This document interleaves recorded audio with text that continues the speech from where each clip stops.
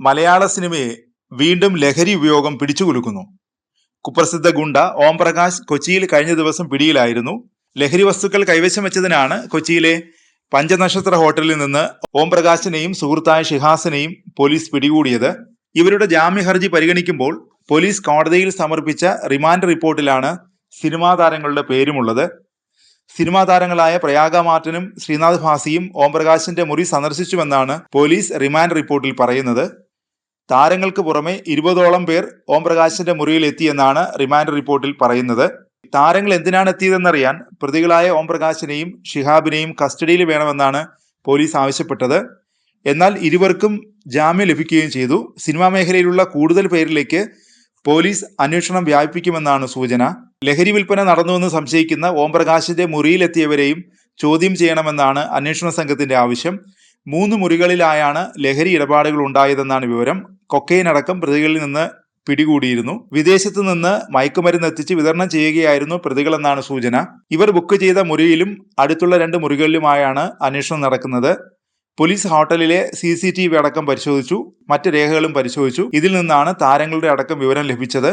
ഓം പ്രകാശിന്റെ സാന്നിധ്യം 2 ദിവസമായി കൊച്ചിയിൽ കണ്ടെത്തിയതിന്റെ അടിസ്ഥാനത്തിലാണ് പോലീസ് പരിശോധന നടത്തിയത്.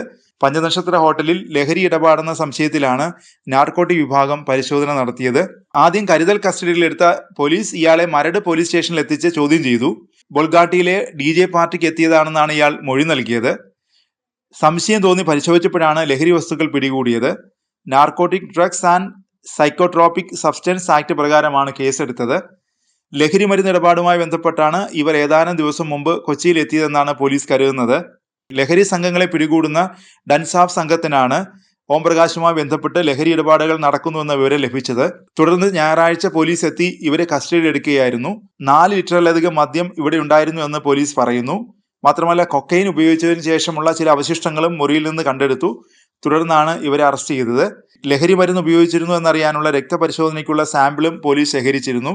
കോടതിയിൽ ഹാജരാക്കി പ്രതികളെ വിട്ടുകിട്ടണമെന്ന് പോലീസ് ആവശ്യപ്പെട്ടെങ്കിലും കോടതി നിരസിച്ചു. ഇരുവരും ലഹരി മരുന്ന് ഉപയോഗിച്ചതായി പ്രഥമദൃഷ്ട്യാ തെളിവില്ലെന്ന് ചൂണ്ടിക്കാട്ടിയാണ് കോടതി ഇരുവർക്കും ജാമ്യം അനുവദിച്ചത്. ബോബി ചലപതി എന്നയാൾ ബുക്ക് ചെയ്തിരുന്ന മുറിയിലായിരുന്നു ഓം പ്രകാശും ഷിഹാസും ഉണ്ടായിരുന്നത്. 1421, 1423, 15006 എന്നീ മുറികളിൽ ഉണ്ടായിരുന്നവർ ചേർന്ന് ശനിയാഴ്ച DJ പാർട്ടി നടത്തിയെന്നാണ് കസ്റ്റഡി അപേക്ഷ ഹർജിയിൽ പോലീസ് പറയുന്നത്. അന്ന് ലഹരി മരുന്ന് ഉപയോഗിച്ചിരുന്നു എന്നാണ് പോലീസ് പരിശോധിക്കുന്നത്. ശനിയാഴ്ചയാണ് ശ്രീനാഥ് ഭാസിയും പ്രയാഗയും ഇവിടെ എത്തിയതെന്നാണ് വിവരം. മുറിയിൽ കൊക്കൈന്റെ സാന്നിധ്യം മനസ്സിലാക്കിയ സാഹചര്യത്തിൽ ഇരുവരുടെയും മൊഴിയെടുക്കാനൊരുങ്ങുകയാണ് പോലീസ്. തലസ്ഥാനം കേന്ദ്രീകരിച്ച് വർഷങ്ങളായി ഗുണ്ടാ പ്രവർത്തനങ്ങൾക്ക് നേതൃത്വം നൽകുന്നയാളാണ് ഓം പ്രകാശ്. വ്യവസായി പോൾ മുത്തൂറ്റ് കൊല്ലപ്പെട്ടതടക്കം 30ഓളം കേസുകളിൽ പ്രതിയാണ്.